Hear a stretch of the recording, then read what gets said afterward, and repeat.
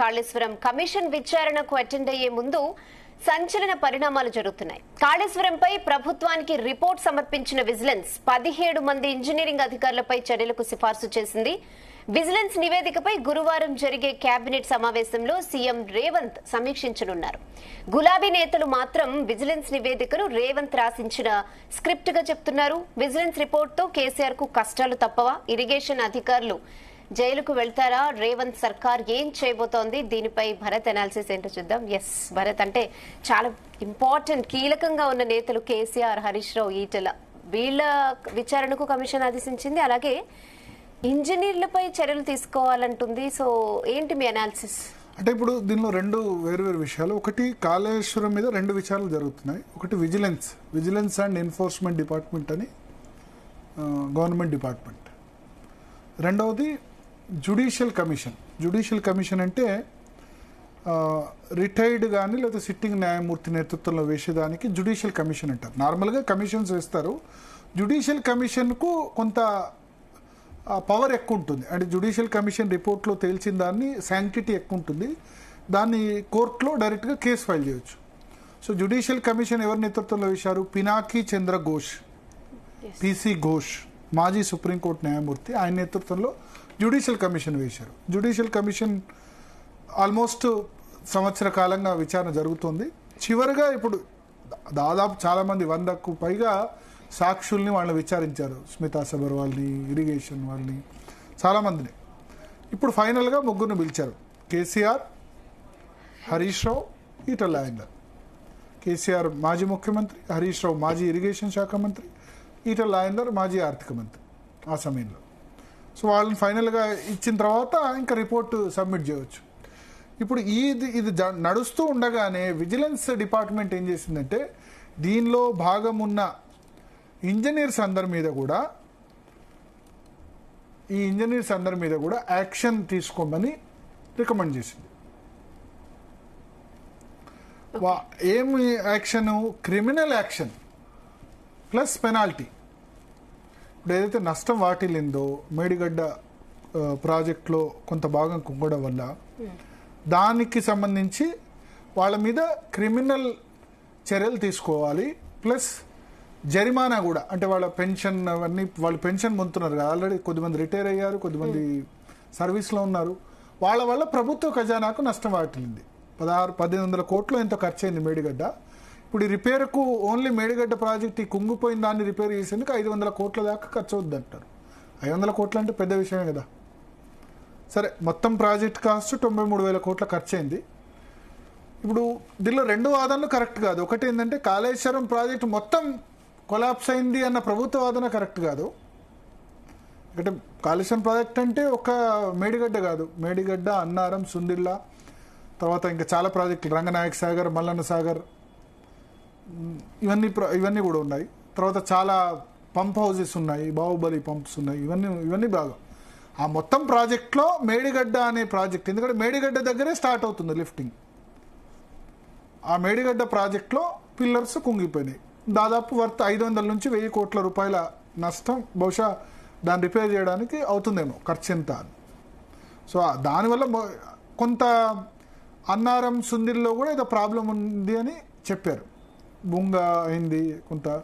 కొద్దిమంది ఏమంటారంటే కొత్తగా ప్రాజెక్టు కట్టినప్పుడు ఇది పాసిబుల్ అంటారు. అయితే ఒకటి, మేడిగడ్డ ప్రాజెక్టు కుంగడం అన్నది, అంటే ఇటీవల కాలంలో ప్రాజెక్టు కట్టిన 3-4 సంవత్సరాలకే కుంగడం అన్నది ఏది జరగలేదు ఈ మధ్య కాలంలో కట్టిన ప్రాజెక్టులో. అందులో ప్రతిష్టాత్మకంగా కేసీఆర్ రీడిజైన్ చేశారు కాబట్టి. సో అక్కడ ఈ మనకు సమస్య వచ్చింది.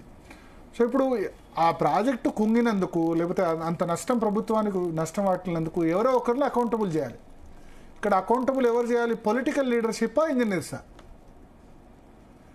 రాజకీయ నేతలు ప్రాజెక్టు కట్టమంటారు. సో కట్టినప్పుడు దాన్ని చూసుకోవాల్సిన ప్రధాన బాధ్యత ఇంజనీర్స్ది. రీడిజైన్ చేస్తే కనుక దాన్ని వాళ్ళ అప్రూవల్, రాజకీయ నాయకుడు ఏదంటే అది అప్రూవల్ చేయకూడదు కూడా. ప్లస్ కాంట్రాక్ట్ సంస్థది కూడా రెస్పాన్సిబిలిటీ ఉంటుంది. కానీ కాంట్రాక్ట్ సంస్థ ఆషామాషి సంస్థ కాదు. L&T, లార్సన్ అండ్ టూబ్రో, ప్రపంచంలోనే మీకు ప్రఖ్యాతిగాంచిన ఇంజనీరింగ్ సంస్థ. ఆల్తూ ఫాల్తూ కంపెనీ అయితే కాదు. మన హైదరాబాద్ మెట్రో కట్టింది ఎవరు? ఎల్ఎన్టీ ఆపరేట్ చేస్తుంది కదా. సో అటువంటి కంపెనీ చేసిన వాళ్ళు ఎందుకు ఇక్కడ ప్రాబ్లం జరిగిందనేది ఇప్పుడు దాని మీద ఇన్వెస్టిగేషన్ జరుగుతుంది. సో ఆ ఇన్వెస్టిగేషన్ పీసీ ఘోష్ కమిషన్ జరుగుతుండగానే ఇది vigilance and enforcement committee report leak చేసింది గవర్నమెంట్. ఎందుకంటే నెగటివ్ అది. సో అల్టిమేట్గా ఇక్కడ ఏంటంటే ఈ పాలక ప్రతిపక్షాల మధ్యలో గొడవలో ప్రజలు నష్టపోకూడదు. ప్రాజెక్టు కట్టారు, 93,000 కోట్లు ఖర్చు చేశారు. ఇప్పుడు వాళ్ళు 9 దగ్గర కట్టాలా, మేడిగడ్డ దగ్గర కట్టాలా అన్నది అయిపోయింది. మేడిగడ్డ దగ్గర కట్టేశారు. మళ్ళీ వీళ్ళు 9 దగ్గర కడతారా తెలీదు. కానీ ఆ 9 దగ్గర కట్టేందుకు ఇంకో 2-3 సంవత్సరాలు పడుతుంది. ఆలోపు పబ్లిక్ రైతులకు నీళ్లు వచ్చే బాధ్యత చూసుకోవాలి.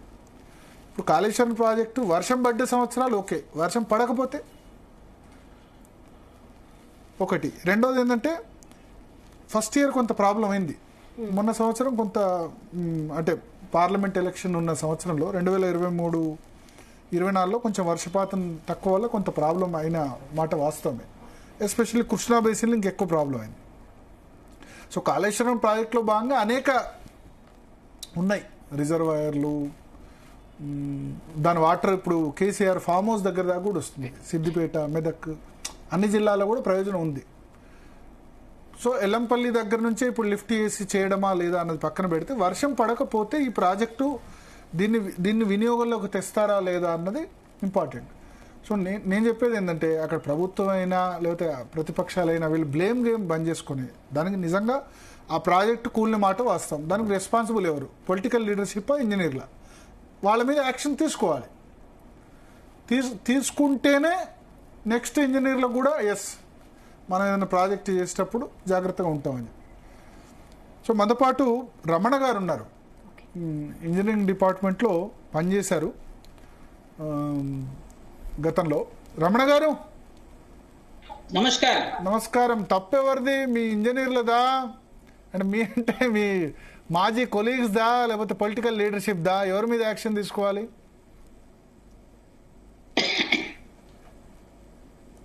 ఇప్పుడు తెలంగాణ వచ్చిన సంబరంలో మనము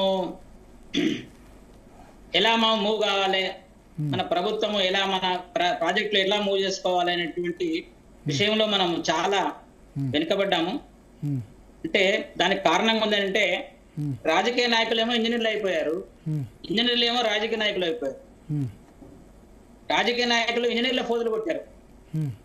మేము గూగుల్ ఎర్త్ లో చూసి మేము ప్రాజెక్టులు మేము ప్రపోజ్ చేస్తాము, మా అర్ధరాత్రి మా కళ్ళన్ని ఓంగా కూడా మేము గూగుల్ ఎర్త్ లో చూసి ఎవరు ప్రాజెక్టులను డిజైన్ చేయరండి. దానికి గూగుల్ ఎర్త్ అనేది మనకు జస్ట్ లొకేషన్ మ్యాప్, ప్రిలిమినరీ సర్వేకి పనికొస్తుంది. పిఐఆర్ అంటారు దాన్ని. ప్రిలిమినరీ సర్వేకి పనికొస్తుంది, ఫిజిబిలిటీ రిపోర్ట్ కు పనికొస్తుంది. అంతేగాని డీటెయిల్ సర్వే అనేది ఫీల్డ్ మీద పోతే గానీ చేయలేము.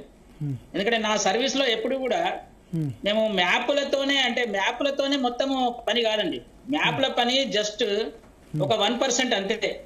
ఫిజిబిలిటీ అనేది ఆ క్యాచ్మెంట్ ఏరియా వర్కౌట్ చేసి తర్వాత రెయిన్ఫాల్ పర్టికులర్ డేటా తీసుకొని ఎంత డిశ్చార్జ్ వస్తుంది, ఎంత ఫ్లడ్ వస్తుంది, ఇవన్నీ కూడా మనము ఫండమెంటల్ డేటాస్ అంటే మనకు ప్రిలిమినరీ డేటా మనకు వస్తుంది. కానీ ఒక డిపిఆర్ అంటే చాలా పెర్ఫెక్ట్ గా డిపిఆర్ కూడా 20% 10% అంతే. డిపిఆర్ అనేది 10% కే చేస్తారు, అది మొత్తం సర్వే చేయరు. కాబట్టి ఈ డీటెయిల్ గా సర్వే అనేది అవుతుందో అది చాలా అవసరము. కాబట్టి దీంట్లో స్కోపులలో రాజకీయ నాయకులు తలకాయ పెట్టొచ్చు, కానీ ఇంజనీరింగ్ లో రీఇంజనీరింగ్ లో తర్వాత ఈవెన్ ఇక్కడ జరిగింది ఏంటంటే అసలు దాని సైటే షిఫ్ట్ చేశారు రీఇంజనీరింగ్ పేరుతో. ఎక్కడైతే బ్యారేజ్ కట్టాలో అసలు దీని మొదటి కథ అసలు యాక్చువల్ గా మేము టెండర్ ఇచ్చినప్పుడు ఇది ప్రాణహిత చేవెళ్ళ ప్రాజెక్ట్. ఇది అది ఇచ్చినప్పుడు మేము కన్సల్టెన్సీ టెండర్ ఇచ్చినప్పుడు I was the technical for this project. అప్పుడు ఇచ్చినప్పుడు బ్యారేజ్ అనేది స్కోప్ లో లేదు. ఎట్లా అంటే దేవాదులలో కూడా మనం బ్యారేజ్ స్కోప్ లో లేదు, అక్కడ కూడా మనం బ్యారేజ్ లేకుండానే phase 1, phase 2, phase 3 మనం ప్రపోజ్ చేసుకున్నాము, లిఫ్ట్ చేసుకున్నాం కూడా. అక్కడ బ్యారేజ్ అంటే నీళ్లు ఉంటే సరిపోతుంది మనకు. సరే నేను ప్రైమరీగా ఇప్పుడు నేను రెస్పాన్స్ నేను ఒకటే సూటిగా టెక్నికల్ కాకుండా కామన్ పబ్లిక్ అర్థమయ్యే విధంగా రెస్పాన్సిబిలిటీ ఇంజనీర్లకు కాంట్రాక్ట్ సంస్థకు ఉంటుందా, పొలిటికల్ లీడర్షిప్ ఉంటుందా? అందరికీ ఉంటుందండి. తెలంగాణ ప్రజలకు కూడా ఉంటుంది. దీనిలో ప్రజలు కూడా చాలా చక్కగా ప్రజలు కూడా ఏమనుకుంటున్నారంటే ఎవడెక్కడ పోతే నాకేంది, నాకు ల్యాండ్ ఎక్విజిషన్ డబ్బులు వస్తున్నాయి, లేకుంటే నా కాంట్రాక్టర్లు కూడా నాకు లాభం వస్తుంది, లేబర్ కూడా నాకు పని దొరుకుతున్నది. 1,00,000 కోట్ల తట్టల మట్టి పోశారు ఎక్కడ కాళేశ్వరం ప్రాజెక్ట్ లో. వాళ్ళు హెడ్డింగ్ ఇచ్చుకున్నారు ఈనాడు లోపల, మన నమస్తే తెలంగాణ పత్రికలో. నాకు చాలా బాధ అనిపించింది. ఈ 1,00,000 కోట్ల తట్టల మట్టి ఎవరి నోట్లో పోశారు? తెలంగాణ నోట్లో పోశారు అందరు కలిసి. తెలంగాణ ఇవాళ అప్పుల పాలైంది. ఎందుకైంది? బికాజ్ ఆఫ్ కాళేశ్వరము ఏదైతే నీళ్లు, నిధులు, నియామకాలు, నీళ్లు అనే పేరుతో, నీటి పేరుతో జరిగినటువంటి యొక్క ఈ అరాచకం అనండి, ఈ ఆర్థిక అరాచకం జరిగింది. ఇక్కడ ఇరిగేషన్ అంటేనే డిపార్ట్మెంట్ లో పనిచేసే పిల్లలు పాపం, వాళ్ళు యంగ్ అంటే డిఈలు, ఏడబ్ల్యూలు వాళ్ళైతే పాపం మేము డిపార్ట్మెంట్ లో ఎందుకు వచ్చి జైనామరా అనేటువంటి పరిస్థితి వచ్చింది పాపం. కొంతమంది నిజాయితీ జీతం మీదనే బ్రతికేటువంటి వాళ్ళు ఎంప్లాయీస్ చాలా మంది ఉంటారు. 90% అట్లనే ఉంటారు. ఏదో కొంతమంది మురళీధర్ లాంటి వాళ్ళు వాళ్ళ బ్రెయిన్ అంతా ఉపయోగించి మొత్తము డిపార్ట్మెంట్ ను నాశనం చేశారు. ఇరిగేషన్ కాదు, ఇరిటేషన్ వచ్చేట్టుగా చేశారు. చాలా మంది ఇరిగేషన్ పేరు చెప్పడానికి కూడా నేను అక్కడక్కడ భయపడుతున్నా. ఇరిగేషన్ అనగానే మీ దగ్గర మస్తు ఆస్తుంటే సార్, మీకేంది కాళేశ్వరం ప్రాజెక్ట్ అని అంటున్నారు అందరు ఎక్కడ చూసినా గానీ. అంటే మొత్తం బాగా బదనామైంది,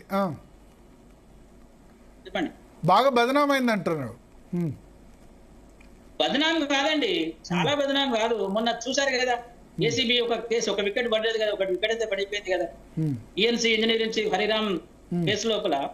ఆయన పడక ముందే ఆయన గురించి చాలా వినొస్తున్నది. ఆయన ఎమ్మెల్యేగా కాంటెస్ట్ చేస్తాడు, మినిస్టర్ అవుతాడు అనే కాడికి డిపార్ట్మెంట్ లో కూడా ఆయన భార్య ఇంజనీరింగ్ చీఫ్ అడ్మిన్, ఆయన చీఫ్ ఇంజనీర్ అడ్మిన్ ఆమె. తర్వాత ఇక్కడ ఆయనేమో ఇంజనీరింగ్ చీఫ్ ప్రాజెక్ట్ సైడ్. కాబట్టి ఏమైనా పోస్టింగ్ ఇవ్వాలంటే ఆమె ఇవ్వాలి. అంతకుముందు డిప్యూఎన్స్ కూడా పనిచేసింది ఆమె. సో రాజ్యం వెళ్ళిన వాళ్ళిద్దరు కూడా. సరే ఆ ఒక్కతన్నే ఇప్పుడు ఇవాళ ఆ అసెట్స్ కేసులో చేశారు. అదే ఈమె కూడా ఇన్వాల్వ్మెంట్ ఉంది ఖచ్చితంగా దాంట్లో. అవినీతి లోపల ఈ అరాచకము ఏదైతే ఆర్థిక అరాచకం ఎత్తుందో, ఈ ఆయన కాళేశ్వరం కార్పొరేషన్ ఎండీగా చేశాడు హరిరామ్. ఎండి మొత్తము కాళేశ్వరం కార్పొరేషన్ ఫండ్స్ తీసుకొచ్చిందంతా కూడా.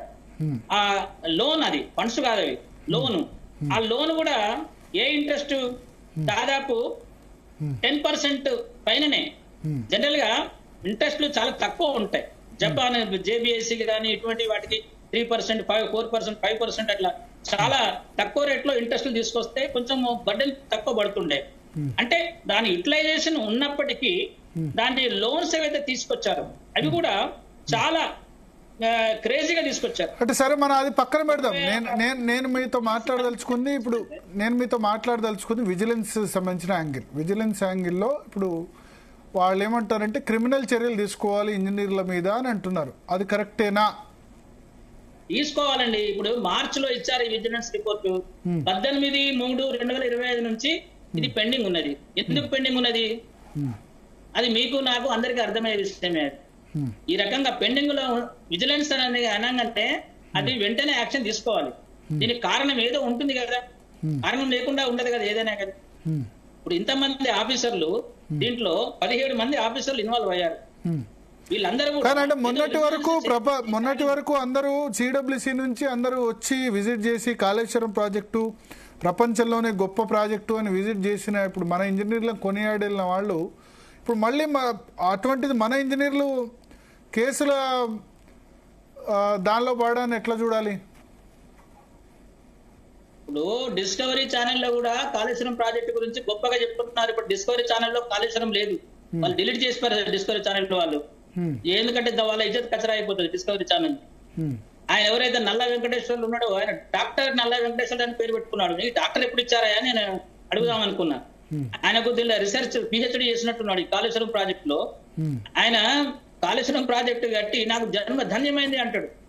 సో ఇటువంటి వాళ్ళు కొంతమంది మూలంగా ఈ ప్రాజెక్టు యొక్క అసలు దాని ఉపయోగం ఉన్నా లేకున్నా మేము వరల్డ్ రికార్డు కోసం ఇంత కాంక్రీట్ వేసాము, ఇన్ని లక్షల ఎక్విప్మెంట్ కాంక్రీట్ వేసాము చెప్పుకోవడానికి మేము ఇన్ని టన్నులు తవ్వాము, ఇన్ని కిలోమీటర్లు ఒక ఎస్ఎల్బిసి టన్నులు 41 కిలోమీటర్లు తవ్వలేకపోయినాము. ఇంత ఇన్ని టన్నులు తవ్వినామని ఇప్పుడు గొప్పగా చెప్పుకుంటున్నారు కదా. అక్కడ అవసరం లేదేమో ఎస్ఎల్బిసి టన్నులు అక్కడ తవ్వకుండా చూసినాం కదా. మొన్న 7 శవాలుగా చచ్చిపోతే కూడా ఒక్క శవం చేయగలిగినాం. 6 శవాలు అలానే ఉండిపోయినాయి, ఇప్పటికి కూడా అక్కడనే ఉండిపోయినాయి. సో ఈ చిన్న టనల్నే తవ్వలేకపోయినాం. ఇక్కడ ఏదైతే ఇక్కడ దీనిలో ఒక ఇరిగేషన్ సంబంధించి ఒక చిన్న విషయం అందరికి తెలియదు. అవినీతి అందరు అంటున్నారు, అని అవినీతి లేదు అని చెప్పేసి ఎవరైతే ఏజెన్సీ చేసారో వాళ్ళు అంటున్నారు. ఇక్కడ పెద్ద అవినీతి ఏంటంటే వైఎస్ రాజశేఖర రెడ్డి గారి పీరియడ్ లోపల కాంట్రాక్టర్స్ కి ప్రాఫిట్ 14%, అరౌండ్ 13-14 మధ్య ఆ పర్సంటేజ్ ని ఎస్ఎస్ఆర్ రేట్లలో యాడ్ చేసి రేట్లు తయారు చేశారు. అప్పటి నుంచి 2005-06 ఆ ఇయర్ నుంచి రాజశేఖర రెడ్డి సీఎం పీరియడ్ నుంచి. సో అది ఇంకా కంటిన్యూ అవుతూనే ఉన్నది.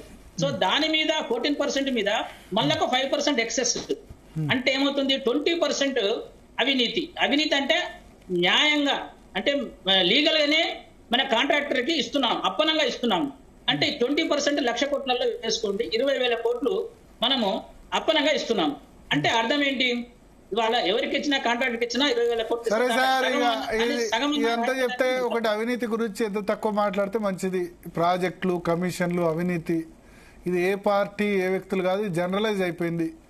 రాజకీయ ఇప్పుడు ఎలక్షన్లో ఖర్చు పెట్టడానికి ఈ ప్రాజెక్టులన్నీ కూడా, ఏ ప్రాజెక్ట్ అయినా అదొక సాధనం అయిపోయింది. నేను అనేది ఏంటంటే సరే ఖర్చు పెట్టారు, అదే ఇప్పుడు మేడిగడ్డ కూలిపోవడానికి లేకపోతే ఈ పిల్లర్లు కుంగిపోయినాయని వాళ్ళు అంటారు, వీళ్ళేమో ఒక పర్యవాసింది అంతే అని బీఆర్ఎస్ అంటది.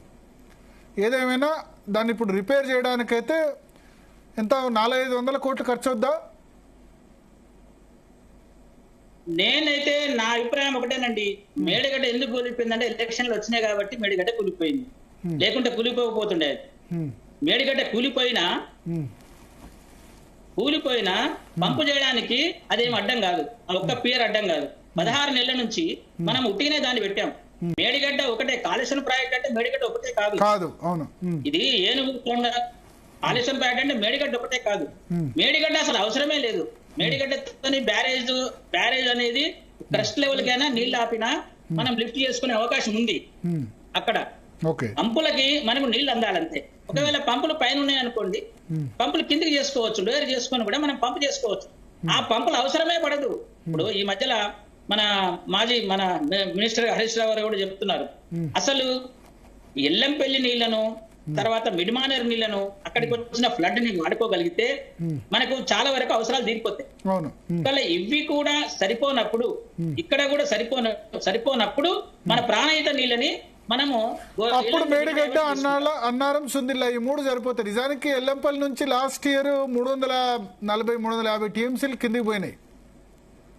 ఎగ్జాక్ట్లీ ఎల్లంపల్లి మీద నుంచి లాస్ట్ 5-6 ఏళ్లుగా లాస్ట్ 6 సంవత్సరాలుగా 100 టీఎంసీలకు తక్కువ పోలేదు ఎల్లంపల్లి నుంచి.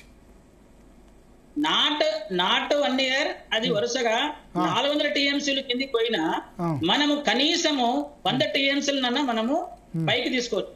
దాని ఈల్డ్ ఎంత అంటే, నేను ఎల్లంపల్లి టెక్నికల్ గా పనిచేశాను, దానికి సంబంధించిన ఎల్లంపల్లిని కూడా, ఎల్లంపల్లి అసలు హార్ట్ అండి. ఎల్లంపల్లి అసలు హార్ట్ కి స్ట్రోక్ కలిగింది ఎల్లంపల్లికి. ఎల్లంపల్లి ఏదైతే స్కోప్ లో ఉందో ఆ స్కోప్ లో ఒక్కటి కూడా దాని ఎల్లంపల్లి స్టార్ట్ చేసినప్పటి నుంచి అన్ని ఊసరవెల్లి లాగా రంగులు మార్చుకుంటూ పోయారు, దాని స్కోప్ అంతా మార్చుకుంటూ పోయారు. ఎట్లా అంటే ఫస్ట్ లో 4.5 lakh acres కి ఫస్ట్ ఉండే, దాన్ని తీసిపడేసి దానిలో phase 1 అని చెప్పి 2 lakh acres కి దానిలో ఒక బిట్ చేశారు. అక్కడ కన్సల్టెన్సీకి ఇచ్చారు 4.5 lakh acres. అది అవుతూనే ఉన్నది. ఈ మధ్యలో 2 lakh acres కి ఒకటి ఇచ్చారు. సో ఎల్లంపల్లి ప్రాజెక్ట్ కి ఏదైతే మనం 65 టీఎంసీ దాని ఈల్డ్ ఉందో ఆ ఈల్డ్ ను మనం వాడుకోగలిగితే, 65 అనేది అది ఈల్డ్ 75% ఆధారంగా ఈల్డ్, 50% ఆధారంగా ఇంకా పెరుగుతుంది. సో అటువంటి వాటర్ ని మనం లిఫ్ట్ చేసుకోగలిగితే ఎల్లంపల్లి నుంచి కనీసం ప్రతి ఇయర్ లో 65 టీఎంసీలు కిందికి పోతుంది, ఈజీగా యూజ్ చేసుకోవచ్చు. అంతే కదా మీరు చెప్పేది? కిందికి పోడు కాదు, 65 టీఎంసీలు మనము వాడుకోవచ్చు. 75% డిపెండబిలిటీ ఈల్డ్ అంటారు దాన్ని. అంటే 70% నీటి లభ్యత ఉంటే, 3 సంవత్సరాల నీటి లభ్యత ఉంటే 3 ఇయర్స్ లో 3 ఇయర్స్ లో 4 ఇయర్స్ లో 3 ఇయర్స్ వర్షాలు వస్తాయి అన్నట్టు, అంతేనా? 75% డిపెండబిలిటీ అంటే అదన్నమాట. 75% డిపెండబిలిటీ ఇయర్ అంటారు దాని యొక్క. మనకు సక్సెస్ 4 ఏళ్లలో 3 ఏళ్ళు సక్సెస్ అవుతుంది అన్నమాట. ఇప్పుడు ఏ ప్రాజెక్ట్ కూడా ఇప్పుడు ఫ్లడ్ ప్రాజెక్ట్ ఉందండి ఇటుమానేరు, అది 8 ఇయర్స్ ఒకసారి సక్సెస్ అవుతుంది. నేను అడిగినా ఒకసారి మా చీఫ్ అడిగితే 8 ఇయర్స్ ఒకసారి ఫ్లడ్ ఈ ఏదైతే ఫ్లడ్ వాటర్ మీద కట్టేటువంటి సక్సెస్ అవుతాయి. అట్లా 75% ఈల్డ్ ఏమో గోదావరిలో ఉంది. కృష్ణాలో అయితే 65% ఈల్డ్, 50% ఈల్డ్ కూడా మనము ఇప్పుడు బ్రిజెస్ ట్రిబ్యునల్ లో 50% ఈల్డ్ కూడా వర్కౌట్ చేస్తున్నారు. అక్కడ ఎక్కడైతే నీళ్ళ అంటే మనకు అవసరం ఉందో, ప్రాజెక్ట్ అవసరం ఉందో అక్కడ అట్లా కూడా క్యాలిక్యులేషన్ చేస్తున్నారు. 70% ఈల్డ్ అనేది అది మామూలుగా ఏ ప్రాజెక్ట్ కైనా అని అది ఒక ప్రామాణికంగా మనం తీసుకుంటాం. సో ఒకటి నాకు చెప్పాల్సింది ఏంటంటే ఇంజనీర్ల మీద చర్యలు తీసుకోవడం కరెక్టే అంటారు ఓవరాల్ గా. ఇక్కడ సార్ తీసుకోకపోతే ఈ ఇంజనీరింగ్ అందరు రాజీనామా చేసి వేరే కూలి పని చేసుకొని బతుకుతాడు. అట్లా ఉన్నది పరిస్థితి. అంటే మిగతా ఇంజనీర్లకు హెచ్చరికనా ఇప్పుడు పనిచేసే వాళ్ళకి తీసుకుంటే కనుక? మిగతా ఇంజనీర్లు నాతో చాలా మంది షేర్ చేస్తున్నారు. ఏమంటే సార్ ఇట్లా ఉంటే లాభం లేదు, మేము మేము మేము ఇప్పుడు ఏదో జాయిన్ అయ్యాము, ఇక్కడ ఏదో మంచి ప్రాజెక్టులు కడతాము అది ఇది అనుకున్నాము, ఈ సాఫ్ట్వేర్ సైడ్ పోయినా బాగుంటుండే, మేము అనవసరంగా ఇక్కడ జరిగిపోయాము. వాళ్ళకి మెజర్మెంట్ బుక్ రికార్డ్ చేయడం రాదు, వాళ్ళకి ట్రైనింగ్ లేదు, వాళ్ళకి లెవెల్ చూడడం రాదు, వాళ్ళకి టోటల్ స్టేషన్ కొనిచ్చారు. ఏం లాభం? టోటల్ స్టేషన్ వాళ్ళకి తెలియంది, వాళ్ళు ఏం చెప్తే గదే సంతకం పెడుతున్నారు. మెజర్మెంట్ ఇప్పుడు మేజర్ ప్రాజెక్టుల్లో చాలా హెవీ వర్క్ ఉంటుంది బిల్ రికార్డ్ చేయాలంటే, క్రాస్ సెక్షన్లు కానీ ఇవన్నీ కూడా, అవన్నీ వాళ్ళకి ఏం తెలియదు. గుడ్డిగా పై ఆఫీసర్స్ పెట్టమంటే సంతకం పెడుతున్నారు. సరే దానివల్ల ఏమన్నా కళ్ళ మీద ఉన్నారు కాబట్టి ఏదో కొంత జరుగుతుంది కావచ్చు, కానీ వాళ్ళు తెలియక ఇగ్నోరెన్స్ అన్నమాట. వాళ్ళ ఇగ్నోరెన్స్ ని ఈ పై ఆఫీసర్లు అందరూ కూడా వాడుకుంటున్నారు. ఇంకొక విషయం ఏంటంటే ఇరిగేషన్ డిపార్ట్మెంట్ అనేది మొత్తము కుక్కల చింపిన ఇస్తారిలాగా అయిపోయింది. మొత్తం రిఫార్మేషన్ పేరుతో అసలు కొన్నిటికి చీఫ్ ఇంజనీర్ లేరు, ఇంటర్ స్టేట్ కు చీఫ్ ఇంజనీర్ లేడు. హరీష్ రావు గారు కూడా అంటున్నారు, కానీ హరీష్ రావు గారి పీరియడ్ లోనే వారు చీఫ్ ఇంజనీర్ తీసిపడేశారు ఇంటర్ స్టేట్ కి. ఇవాళ ఒక ఆయన ఎస్సీలు కూడా లేడు, ఆ ఉన్న ఈఏ ఎస్సీగా యాక్ట్ చేస్తున్నాడు. ఎంతైతే ఇంపార్టెంట్ మనకు ఇంటర్ స్టేట్ లో వేరే స్టేట్ లో మాట్లాడాలి, వేరే స్టేట్ నుంచి సిఈ వస్తాడు, అక్కడ ఈఎన్సీలు వస్తారు. మనకు ఇంటర్ స్టేట్ లో ఒక ఈఈ ఆయనతో మాట్లాడకూడదా చెప్పండి? అటువంటి పరిస్థితిలో మనం ఉన్నాం ఇవాళ. అక్కడ బ్రిజెస్ ట్రిబ్యునల్ ప్రొసీడింగ్స్ లో మనం మాట్లాడాలంటే మన సైడ్ వాయిస్ మన వాయిస్ ఒక ఈ లెవెల్లో మన వాయిస్ ఉంటుంది. కాబట్టి చాలా ఈ గందరగోళంగా ఉంది. ఈ ఇరిగేషన్ అంటే ఆదిత్యనాథ్ దాస్ను పెట్టుకున్నారు అదొకటి అడ్వైజర్ గా. ఆయన మొత్తం ఆంధ్ర తొత్తు, ఆయన ప్రాజెక్ట్ ఉన్నప్పుడు ఏపీ కంబైండ్ అప్పుడు కూడా ఆంధ్రకే వకాలత్ తీసుకున్నాడు ఆయన. తర్వాత ఇంకొక లీగల్ చైర్మన్ పెట్టుకున్నారు ఆయన, X chairman. Okay okay okay thank you Ramana గారు.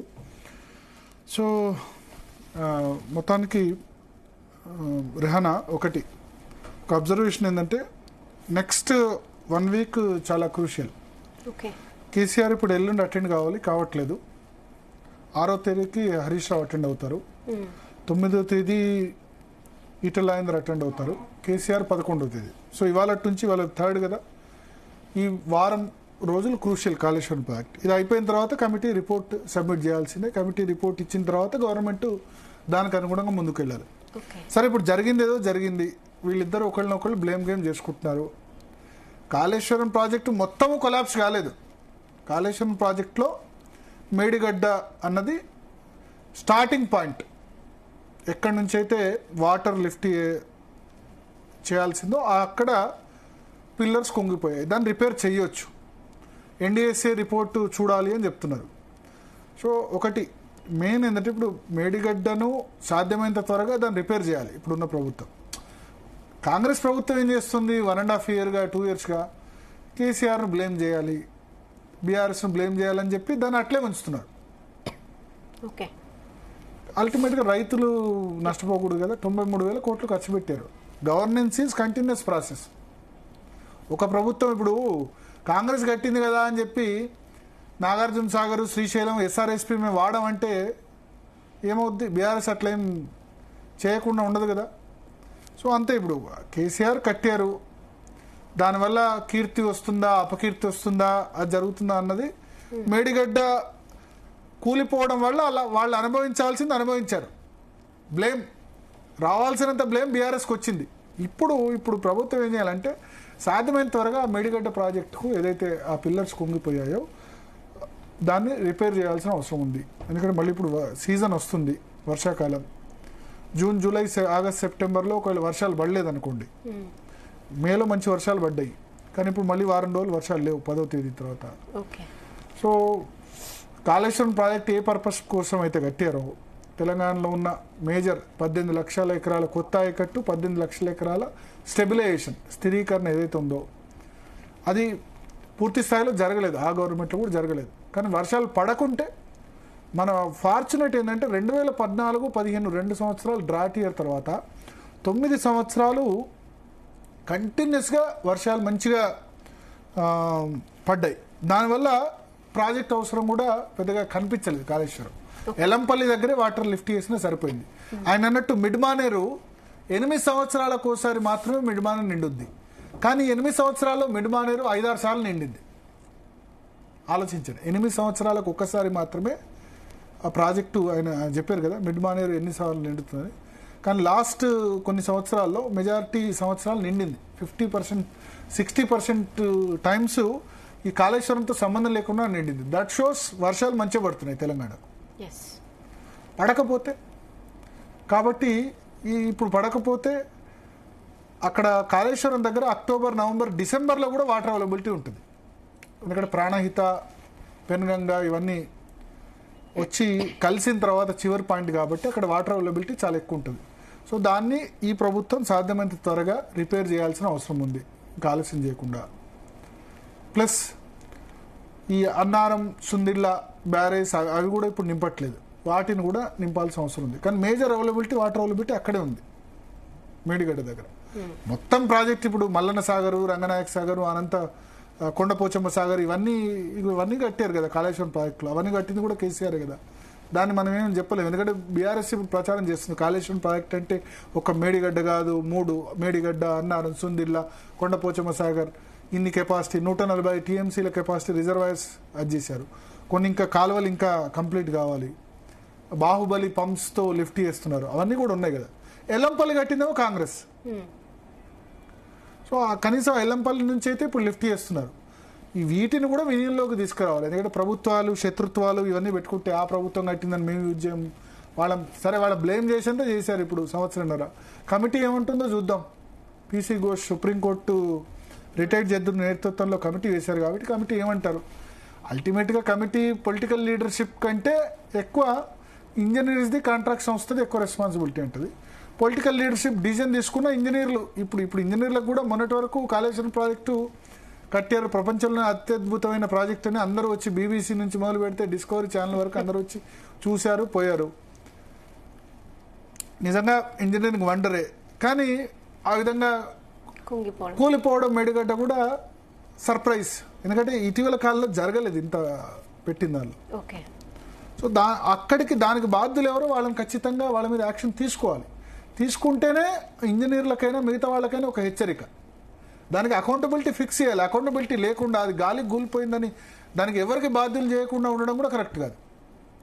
సో దానికి బాధ్యుల మీద చర్యలు తీసుకోవాలి. అట్లాగే ఇంకా బ్లేమ్ గేమ్ బంద్ చేసి, ఎందుకంటే అల్టిమేట్గా రైతులు వాళ్ళ పంటలు పండకపోతే 2 పంటలు 3 పంటలు, ఇప్పుడు తెలంగాణలో కూడా 2 పంటలు 2 పంటలు కంపల్సరీగా పండిస్తున్నారు. సో వర్షాలు పడతాయో పడలేదో చెప్పలేము. తొందరగా ఆ ప్రాసెస్ స్టార్ట్ చేయాలి, ఇంకా డిలే చేయకూడదు. ఎందుకంటే మీరు 9 హెట్టి కట్టాలి అని నిర్ణయం తీసుకుంటే 9 హెట్టి కట్టి కంప్లీట్ చేయడానికి 2-3 సంవత్సరాలన్నా పడుతుంది అక్కడి నుంచి మళ్ళీ చేయాలంటే.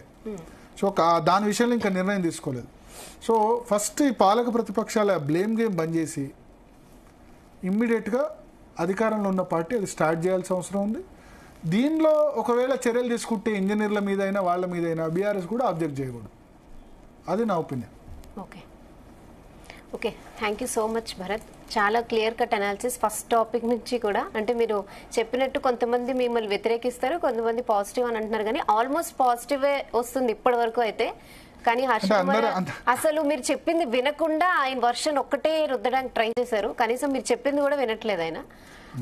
వాట్ ఎవర్ అంటే ఇక కాళేశ్వరంలో కూడా ఎస్ మీరు చెప్పినట్టు డెఫినెట్ గా తప్పు చేసిన వాళ్ళ మీద శిక్షించినప్పుడు బీఆర్ఎస్ కూడా దాన్ని అపోజ్ చేయకూడదు. Thank you so much for the clear cut analysis. So ఇది ఇవాల్టి డిఎన్డి.